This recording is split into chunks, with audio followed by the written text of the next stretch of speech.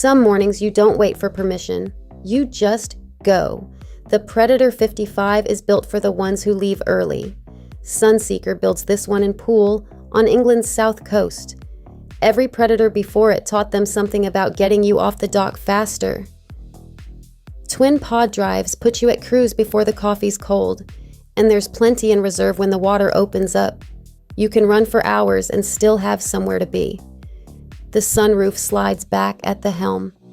The cockpit opens straight to the water. 6 can sit down aft without anyone climbing over anyone else. Low-level lighting for when the run turns to evening. A hardtop and windshield that keep the wind off without closing you in. A sunpad forward, big enough for the whole afternoon. A wet bar right where the cockpit meets the water. This isn't a boat you admire from the dock. It's a boat you're already on by the time anyone else is thinking about it. 2 staterooms below, a third if you want it, so the day doesn't have to end when you head in. For full specifications and availability, visit yachtspecsdirect.com.